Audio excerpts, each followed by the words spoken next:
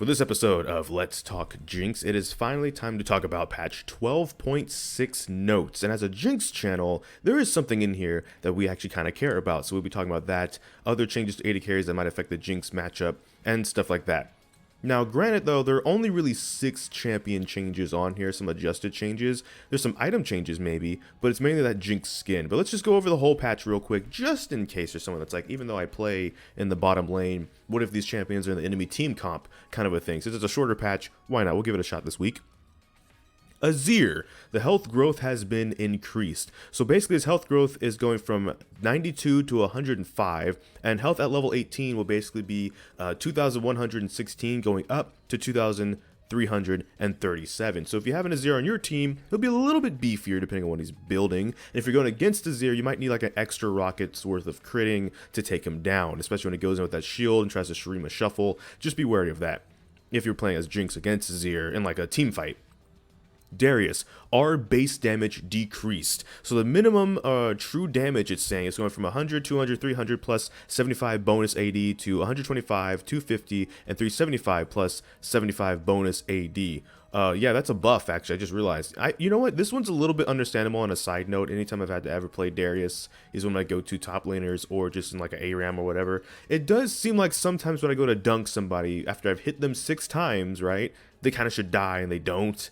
I can understand that one a little bit. So that said, if you have a Darius on your team going against a Yasuo top, maybe go back to the old days where the Darius is bottoming the Yasuo top. So the enemy Yasuo top is going 0-12 and your Darius is actually doing well. But if you're going against this champion, really it's the same, especially if you're like a Jinx or something, you just want to kite him. He's a juggernaut, and that means he has no gap closers, but when he's on top of you, he will destroy you, so just don't let him get on top of you. So just make sure you keep your distance. You're a ranged champion after all. I know it's easier said than done in execution sometimes because you might get a flank, but basically it just means there's more damage on the R, but if you're never getting dunked to begin with, it doesn't matter, does it?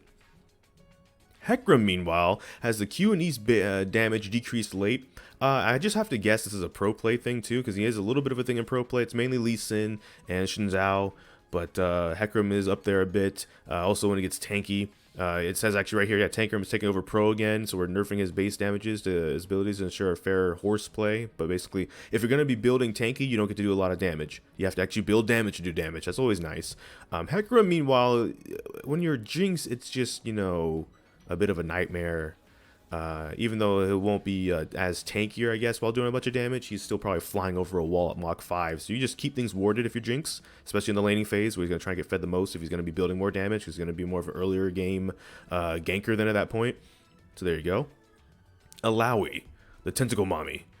Quality of life change in R and several bug fixes. No balance changes here. Instead, we're fixing lots of bugs and updated Alawi's ult to give her some more control over her tentacles. Oh, that's actually kind of nice, actually. Leap of Faith now cast with Alawi facing towards your cursor, allowing more favorable. Oh, it's like if you like to flash R on somebody, the tentacles might actually spawn where you're going instead of just, you know, kind of around the area. Doesn't really change anything having to do with Jinx, actually, but there you go. Quality of life Alawi changes.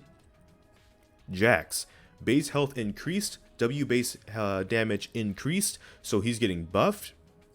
This dude's a split pusher. So truth be told, if you're playing with this champion on your team and you're Jinx, more likely than not, you're actually pretty important because your team has to now kind of 1v4. He split pushes while you guys have to be a good enough 4 comp, as in 4 champions versus maybe their 5, to fight them. So you want to actually just play safe in this scenario. Hopefully you have a front line. Hopefully I can keep swallowing less. I don't know. As soon as I started recording, my throat got real itchy and I don't like it. I'm sorry about that. But if you're playing against this champion and he's split pushing, it's not your job as Jinx to go after him in a 1v1. I will admit there was a fun time in the old rune system, in the old item system even. I did have a nice top lane like bruiser range Jinx build I used to play against Jax specifically. I'm not going to talk about that too much because I don't want to seem like I'm bragging. It's not about me anyways. But there was like in the old days maybe you could do something like that. But in the current days and the new system and stuff, no, your job is not to go after that Jax. Your job, if you can't send somebody, here's the thing, if you're newer to the game, if someone is split pushing you guys to death, there's a couple ways you can counter that if you can't go send somebody or multiple people after him. You have multiple people then on your team more than they do. If their enemy Jax is split pushing like topside and you can't send anybody after them, The enemy team at that point, though, if they try and team fight, you only have 4 champions to your 5. So you just got to be the better team fighter with the extra member there and just try and force team fights where you're going to have the numbers game that Jax has to be like, well, I guess I can't split push. I guess I have to come and try and flank or something. So that's the idea if you're Jinx in this scenario. It's not your job to answer Jax, but it is your job to be really good at dishing out your DPS to make Jax regret split pushing. Nidalee. The human W cost decreased, the E mana cost decreased late, and cast range increased. Cougar W damage radius increased.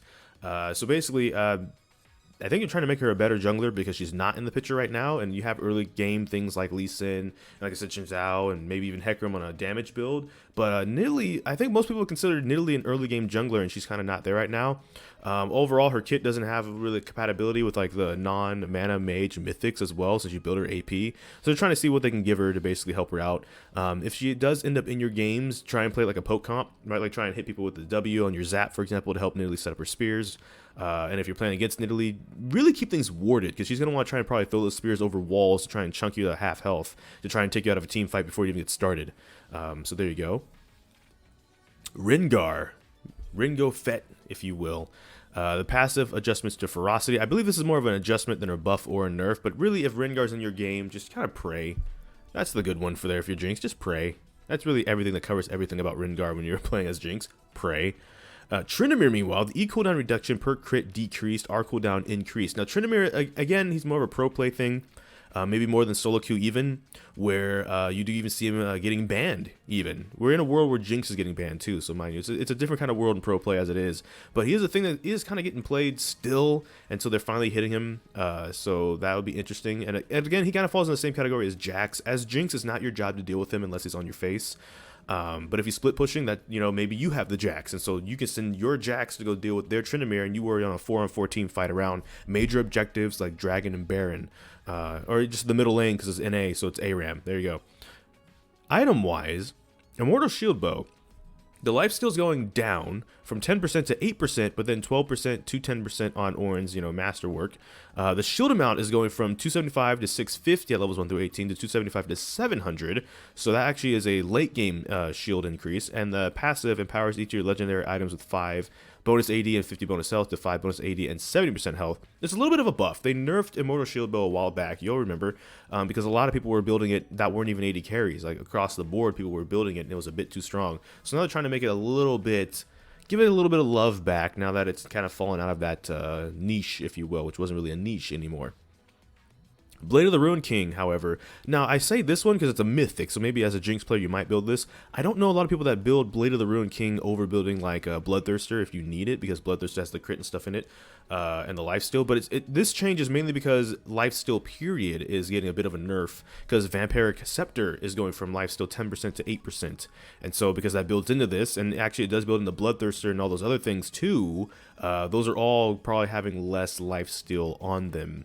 Maybe. I think they would have probably actually mentioned it, to be honest, so maybe Bloodthirster still has the same amount when you fully complete it, but just the Vampiric Scepter won't sustain you as much as it did if you build that, say, even earlier, because, like, again, because when the reworked items happen, a lot of them have crit in them from the jump, so there might be people out there, Jinx players and whatnot, that actually build Bloodthirster first in a game where they need to sustain because they're going to get, like, heavy poke or whatever. Just keep in mind that at least until you complete the item by itself, it's not going to heal as much. So there you go.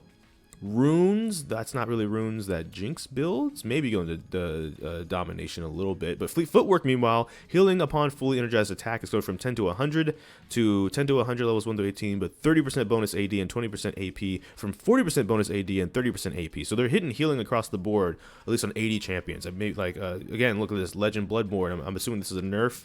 Let's see.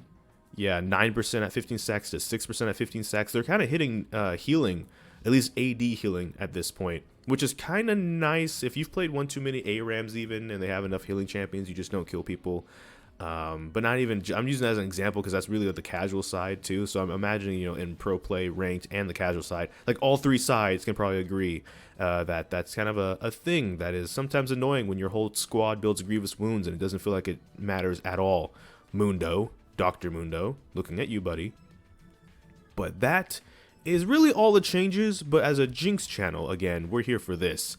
Battle Cat Jinx will be hitting the Rift at some point this patch, as well as the Prestige Battle Cat Jinx skin as well. There will probably be missions in game, so that way you don't have to pay real money if you don't want to. They are doing the mythic item overhaul as well, so we're gonna see how that looks like. But so like, you know, like Lote, for example, instead of, you know, pulling out the wallet, there'll be ways to gain this most likely in game, especially the prestige stuff with the mythic. It even mentions it up here, by the way, the mythic item overhaul stuff. That's all this stuff right here.